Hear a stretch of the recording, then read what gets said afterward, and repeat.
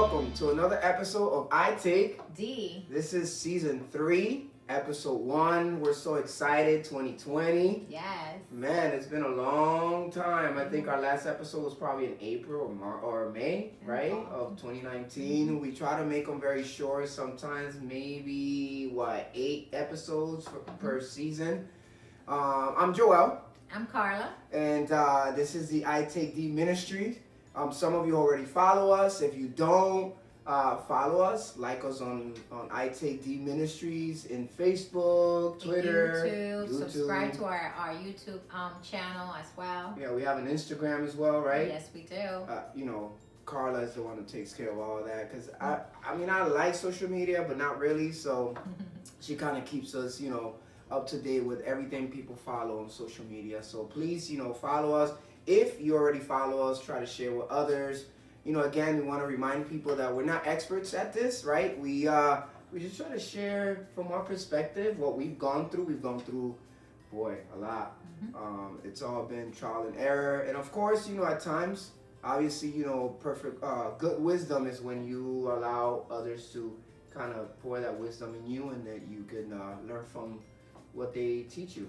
So Absolutely. So what we want to do is, I want to start with a scripture. It's Hebrews 12:1. A lot of people kind of know this one, and it's one of my favorites. It says, and I'm paraphrasing because I want you to understand what it's trying to say.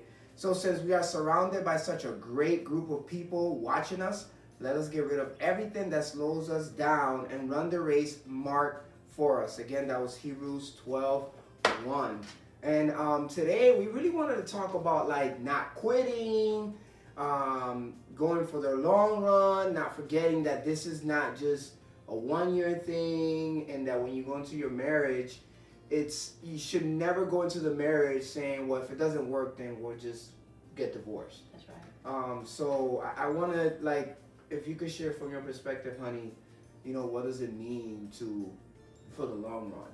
I mean, for the long run, I look at it, you have to both be committed to the marriage. And both of us has to be willing to work towards the marriage. It's not one doing all the work to try to restore the relationship or mend some things in the marriage, but both of you have to be at the same page. Yes, it begins sometimes with one of us giving the first foot forward, saying we need to work together in this marriage. But at the end of the day, a marriage can't function, a marriage can't work unless you're both willing to work together on your marriage. Yeah, it's very important. I mean, unfortunately, I've seen so many couples where they start good, but as soon as things get bad, and I'm not talking about little bad, I'm talking about real bad.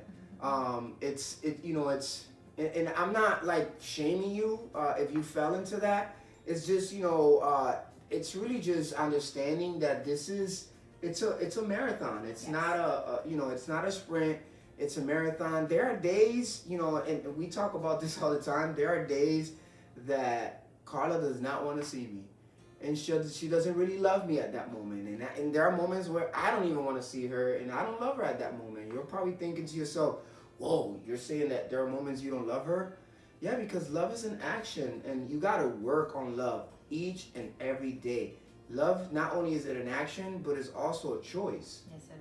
You gotta choose to love someone, even in the midst of things. And there are days we just don't like each other at that moment. Yeah, and love does not sustain everything.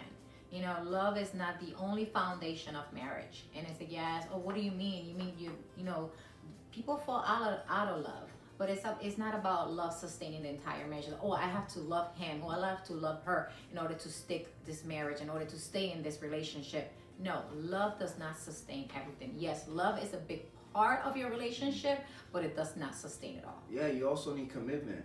There are moments where when you're out of love, you need some commitment, because remember, love is not those butterflies in your stomach and oh my God, I just love this person. Love, again, is an action.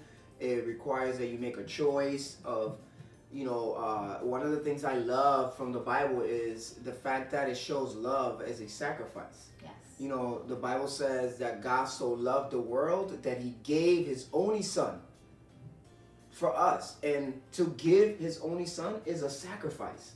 Right? So love is more than just those butterflies. It's about making sacrifices in your life. Sometimes things that you don't really want to do, like forgive when it wasn't really your fault at whatever's happening, but just saying, you know what, I'm sorry, or being the first one to try to communicate when the other one's giving you the silent treatment.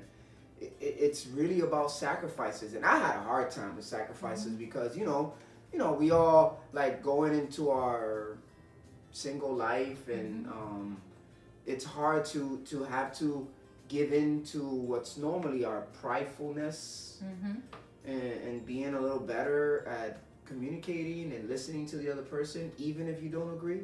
Yeah. And I mean, and when you talked about sacrifice, it just reminds me one thing.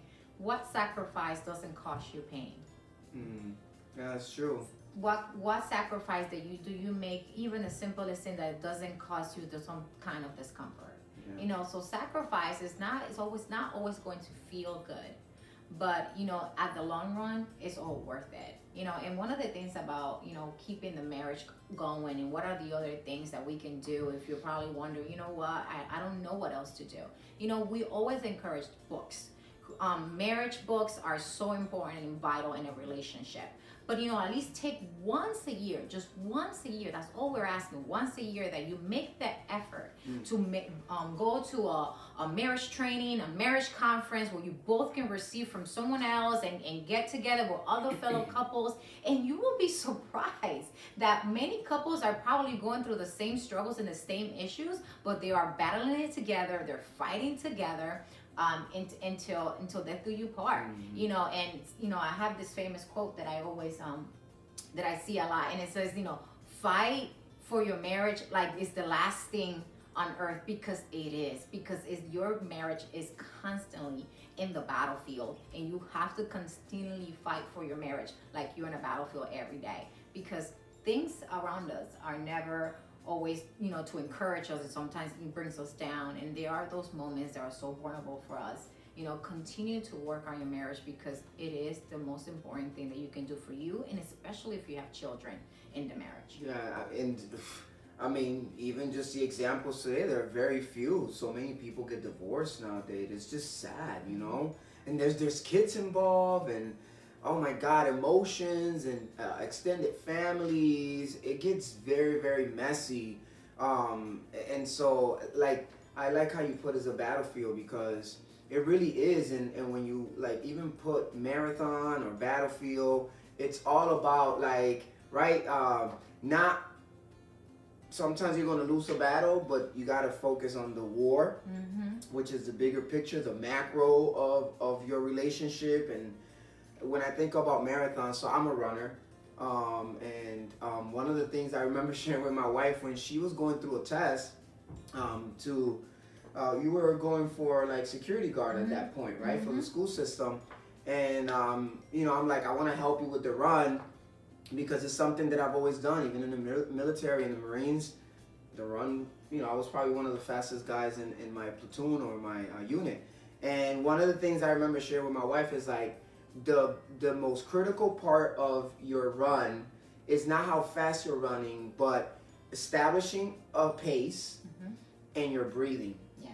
And we worked on that every time we went out to the track. We worked on establishing her pace and her breathing. And I remember when she went for her test, there was like this big old dudes and these like guys all excited about the run, and they say, ready, set, go, and they're going and they're running, and I'm screaming on the sideline telling my wife, don't worry about anybody else's pace. Run your pace and keep your breathing. And I kid you not, it came a moment where the guys that were like, ugh, and they're like, going around. After like the third lap or fourth lap, they were done. They were just like, and they just could not keep up. And here comes my wife, her pace, her breathing. She's now passing them.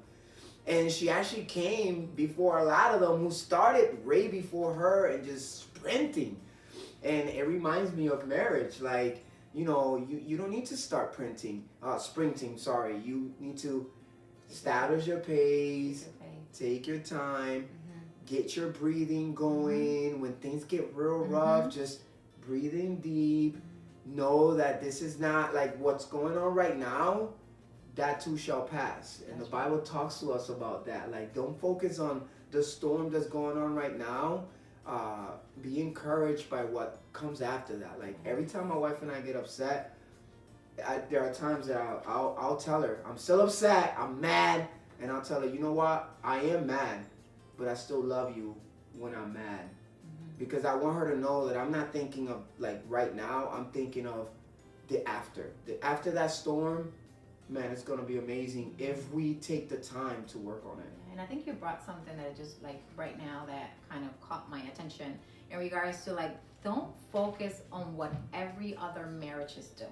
Yeah. Because their struggles, their path, their way of how they're sprinting is different from your marriage. Absolutely. So when you think it's well, why is this couple is ahead of us? We have to catch up on them. No, that is never the purpose. Your marriage is unique to That's you right. and your spouse. And the way you sprint, the way you're pacing your race is completely different than what other couples are facing their race. So always count on I remind myself of running in that track and looking at everybody else and say, but why is he or she going faster than me? Oh, I need to catch up. Oh, I'm gonna lose. I'm going way too slow. To find out that couple looks so happy. Like you don't even know what they're going through. To find out at the end that because I took my time, because I did it on my time, I was able to catch up and actually go further than them. And that's what we look about our marriage is like, it's our marriage, it's our pace. We're gonna get there. We're gonna get there 10 years from now, 5 years from now. Depends on what year you're on your marriage. We're gonna get there. We're gonna go to 18 years of being married. And 18 years. Let me tell you, it has been a marathon. And there are some times that I'm out of breath because I'm so panicking, like, no, we gotta get this done. We gotta do it. And I'm running and then I'm out of breath and I'm like, he's like, honey, I'm here. We can do this together. And that's the same thing, with marriage. It's like, take your time. You don't want to run out of breath. You want to be able to inhale and exhale and face your battles together for the long run. Yeah, I mean, right, that's why it's so perfect when we talked about at the beginning Hebrews 12:1, because it does say run your race. It didn't say run anybody else's race. It's very specific. Run your race that's marked for you. Our marriage has a different pace. Your marriage has a different pace, but embrace it. Be ready to walk into it together. Not where one is like you're dragging. No dragging. Help each other out. One thing I used to love in the Marines, if we were running together and somebody was falling behind, you know what our drill instructors used to do to us? They will make us, everybody else that was in front and the one that was straggling behind, they will make the entire platoon, the entire 20 people, 70 people, go behind the one that was straggling. And now we needed to take the pace of the one who was behind. Oh, wow. I used to hate that. But now that I put that into marriage or even, as a Christian, it's like, man, we're only as strong as our weakest link. Let's look out for each other. In our marriage, we're together. Let's look out for each other. And then the question comes out of why we do this? Why should we not quit in our marriage? And what comes to mind is Hebrews 12:1 when it says, because we're surrounded by witnesses. Yes. We're surrounded by people who are watching. And so if we can't be of example of a marriage that's going to work through it, why are we even asking other people to do it? It's about that. It's about giving others an opportunity to see examples of people who are grinding that out and just really going through it even in the worst of moments. Yes, that's important, and again, it's you're accountable for your own actions, and marriage is the same thing. And learn not to tear them down if your spouse is not at the same pace and you're like, come on, let's go, move it along. Just like that drill instructor, go back at the end of the line. Go back, pick your spouse up and say, let's do this together. I don't want to be ahead of you. I want to be right with you by your side. And I look at that. That's how God is. Nice. God is always by our side. Meets us right where we are. Meets us right where we are. So why can't we do that the same way with our couples, with our spouses? Why can't we do that for each other? We are in this together. We are for the long run. When you walked up that aisle and you came back down the aisle, you must have walked in by yourself, but you came down that aisle together. And that's the race of marriage. It's not about who's first or who's last. It's about how we finish the race together. So let's do it. Let's go through this together as couples. Like my wife and I, we're going to do this together. Let's be good examples to others because they deserve it. We have witnesses. We have people watching us. Yes.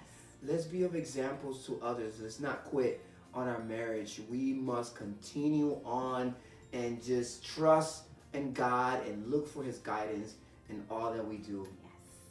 We want to thank you for joining us today in I Take D. Please share this video with others. Join this wonderful opportunity for us. It's just a conversation. Yes. So, continue with us here. Follow us on Facebook, Twitter, Instagram, all YouTube. these. Follow us on all of that, okay? and just until next time, we'll see you guys again.